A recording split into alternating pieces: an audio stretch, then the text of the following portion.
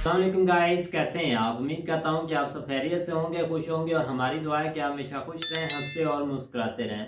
मेरा नाम है रहमान अनवर और मैं हूं ज़फर इकबाल। और आज हम देखने जा रहे हैं भाई, बिल्कुल जिस तरह लास्ट में हमने देखा है करने की एंट्री हुई है और उसने एक अच्छा जो है ना वो तीर चलाया है, तीर भी चलाया है और थोड़ा सा जो है ना वो कहानी में ट्विस्ट आने लग गया है। पहले वो थोड़े से पिछले 2-3 एपिसोड दुखी थे, वो वाकई दुखी थे क्योंकि वो थोड़े से मुश्किलात से निकल रहे थे धृतराष्ट्र के लिए। तो आगे देखे हैं, एपिसोड है 28, करना इम्प्रेस्ड भीष्मा। तो आगे देखते हैं। बिल्कुल भाई। तो अगर वीडियो पसंद आए तो लाइक सब्सक्राइब जरूर कीजिएगा। तो करते हैं अभी वीडियो स्टार्ट। तुम्हारे पुत्र की धनुर्विद्या को देखकर मेरा मन दुख और ग्लानि से भर गया सुषेण। उसे क्षमा कर दीजिए महामहिम। हस्तिनापुर का समाज क्षमा नहीं करेगा। यहाँ के क्षत्रिय सैनिक और महाबली से क्षमा नहीं करेंगे। मिट्टी के कच्चे पात्र में यदि घी रखा हो तो स्वयं पात्र ही उसे सोख लेता है। ना ही तो वो घी किसी के काम आता है और ना ही वो पात्र।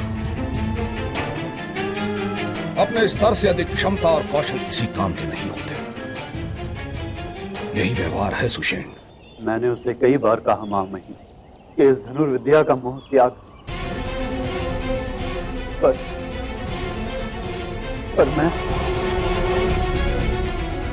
मैं आपको विश्वास दिलाता हूं महामहिम कि आज के बाद वो धनुष को स्पर्श नहीं करता। नहीं सुषेण, धनुर्विद्या उसकी आत्मा में बसी है।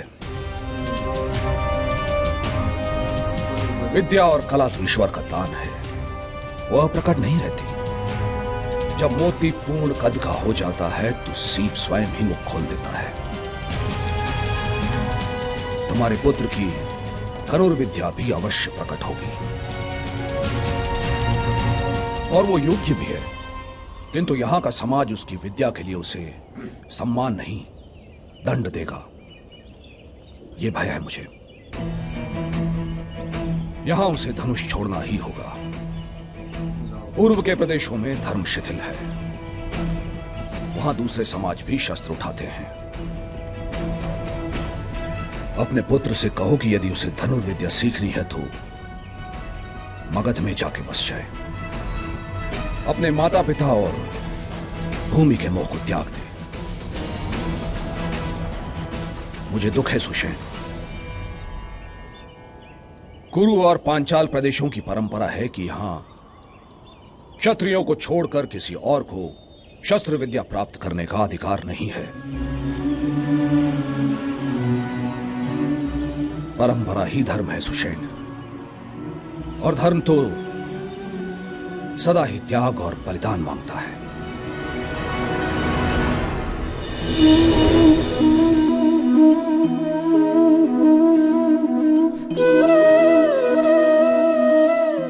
परंपरा में धर्म बसता है और परंपराएं ही धर्म को संभालने का कार्य करती हैं, ये सत्य है। पर क्या केवल परंपरा ही धर्म है? विचार कीजिए।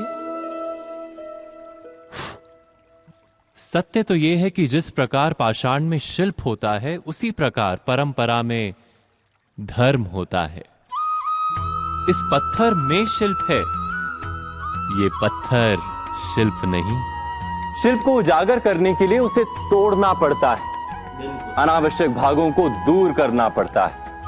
ठीक उसी प्रकार परंपराओं में धर्म ढूंढना पड़ता है। जिस प्रकार इंद्र पूजा की परंपरा को तोड़कर गोवर्धन पूजा का धर्म ना ढूंढा जाता, तो यादवों को उनकी मुक्ति का मार्ग नहीं मिल पाता। अर्थात परंपरा को पूर्णता छोड़ देने वाला धर्म से वंचित रह जाता है और परंपरा का अंध अनुकरण करने वाला भी धर्म को प्राप्त नहीं कर पाता। कहते हैं हंस के पास नीर क्षीर विवेक होता है। दूध में मिले पानी को छोड़कर केवल दूध ही ग्रहण करता है। तो क्या सच्चा धर्म प्राप्त करने के लिए हृदय में ज्ञान से जन्मा विवेक आवश्यक है? और ऐसे विवेक के बिना जिसे धर्म मान भी लिया जाए, जो वास्तव में धर्म ना भी हो। ऐसा भी तो हो सकता है। स्वयं विचार कीजिएगा।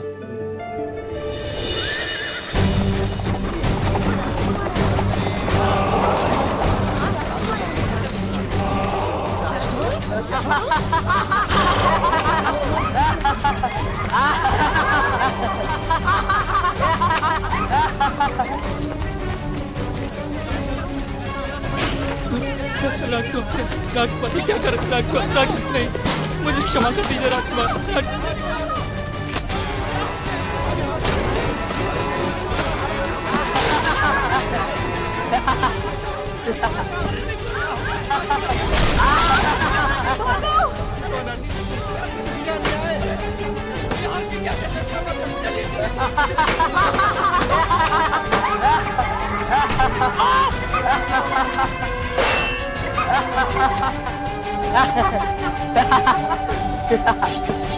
नहीं नहीं कुमार, हमारी मछलियां मत लीजिए। इसने तुम पर हंसिया से आघात करने का प्रयास किया दुशासन। तुमने मुझे मारने का प्रयास किया? नहीं नहीं कुमार। कुमार दुशासन, एक मछुआरे का बालक कभी भी अपने राजकुमार को आघात नहीं कर सकता। हाँ युवराज, भूल हुई है इससे, इसे क्षमा करें। मैं उसके प्राण लूंगा। हाँ! युवराज मैं हूं दुशासन।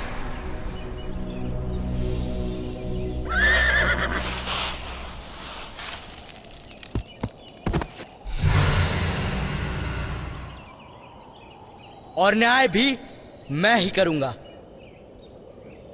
ये है भाई कुमार पांडु का बड़ा बेटा।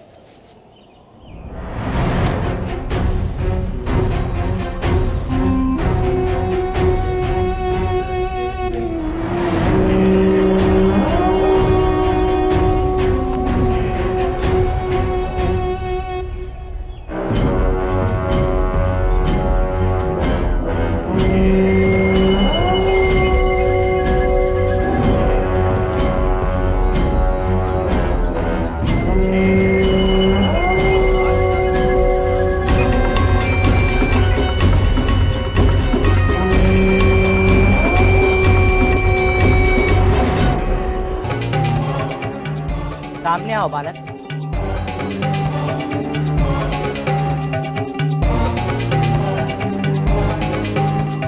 तुम्हें कुछ कहना है? युवराज, मैं अपनी मछलियों की रक्षा कर रहा था, दांती तो मैंने उठाया भी नहीं। राजकुमार कभी असत्य नहीं बोलते। तुमने राजकुमार पर शस्त्र उठाने का अपराध किया है और उसके लिए तुम्हें मृत्यु दंड दिया जाता है।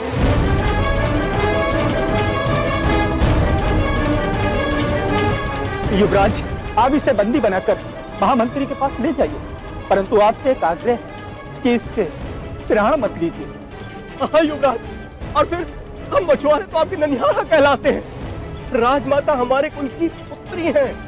हमारे प्रति इतने कठोर ना बने, इसे क्षमा कर। क्षमा कर दीजिए युवराज, इस बालक के पिता भी नहीं है। सामने लाओ इस बालक को, सामने लाओ। इसे दंड स्वीकार करना ही होगा।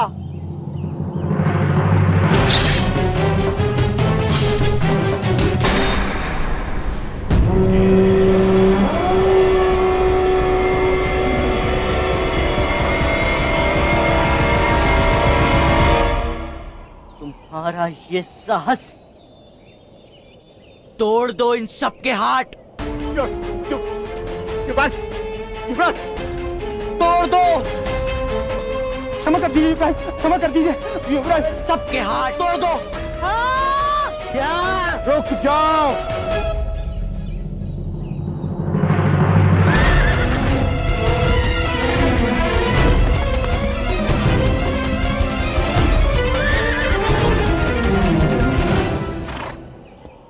दुर्योधन, शासन। मामा श्री, इन मछुआरों ने हमारा अपमान किया है, हमारे सामने शस्त्र उठाए हैं और मैं इन्हें दंड दे के ही रहूंगा। न्याय करने का अधिकार केवल न्याय समिति का होता है दुर्योधन, अथवा महाराज का। सैनिकों, बंदी बना लो इन सबको।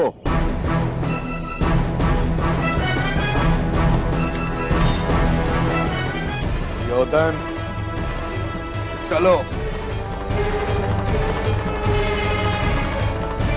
मामा श्री, एक और आप कहते हैं कि मुझे राजा बनने का अभ्यास करते रहना चाहिए, और दूसरी ओर मैं न्याय करने जाऊं तो आप मुझे करने नहीं देते। वहां तुमने युद्ध आरंभ किया था अपने ही राज्य में। अपने पाटनगर में कोई युद्ध करता है क्या? उन्होंने शस्त्र उठा लिए थे मामा श्री। विवाद मत करो। पत्थर से पत्थर टूटता है, जल नहीं टूटता। सामर्थ्य से वो पराजित होते हैं जिनके पास सत्ता हो। जिनके पास कुछ भी नहीं, वो पराजित नहीं होते हैं। पर जल पत्थर को डुबो देता है। क्रोधित और असंतुष्ट जनता राजाओं का सिंहासन हिला देती है, साम्राज्य को तोड़ देती है। इतना नहीं समझते? तो क्या प्रजा का अधिकार है जो युवराज का अपमान करे? मेरे बच्चे, मेरे बच्चे, कब समझोगे तुम कूटनीतियां? जिससे अपमान हो ऐसी स्थिति उत्पन्न ही नहीं होनी चाहिए। अब अगर उस बुढ़िया ने इन मत्स्य जनों को क्षमा करवा दिया तो समग्र राष्ट्र में ये बात फैल जाएगी कि युवराज दुर्योधन का अपने ही राज परिवार में कोई मान नहीं। बुढ़िया कौन?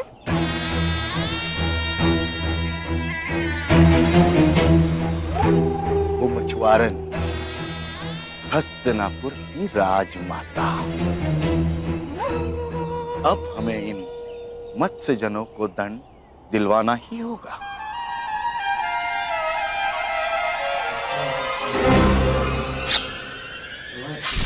मामा जी, रक्त मत रोकना।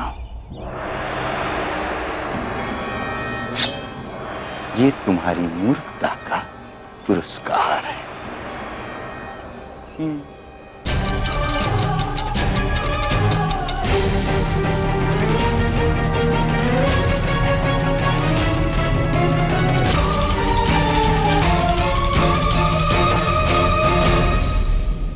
हाँ जी गाइस, तो जैसा कि आप देख रहे थे तो भाई अब पार्ट 2 में आ गए हम भाई। तो अब तो धृतराष्ट्र, पहले तो मुझे लगा था कि जब वो भाई घोड़े से उतरा है ना तो वो भाई होगा कुमार पांडु का बड़ा बेटा, क्योंकि उसके पास ये है कि वो सबको रोक सकता है, क्योंकि वो धृतराष्ट्र के बेटे से पहले पैदा हुआ था। लेकिन नहीं भाई, जब बाद में देखा ना कि काम स्टार्ट हुआ है तो पता चल गया था भाई धृतराष्ट्र के बड़ा बेटा दुर्योधन भाई उसका नाम है।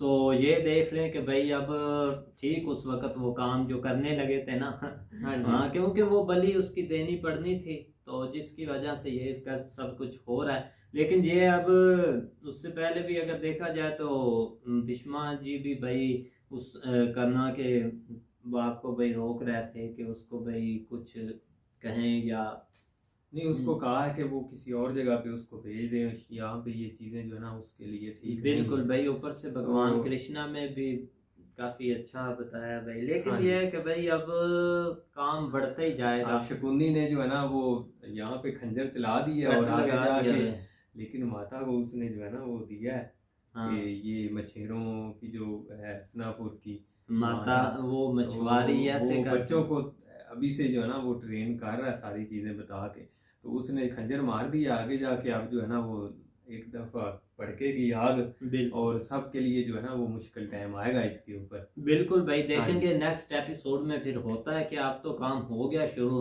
अब आएगा मजा, कहानी में ट्विस्ट आएंगे बहुत ज्यादा।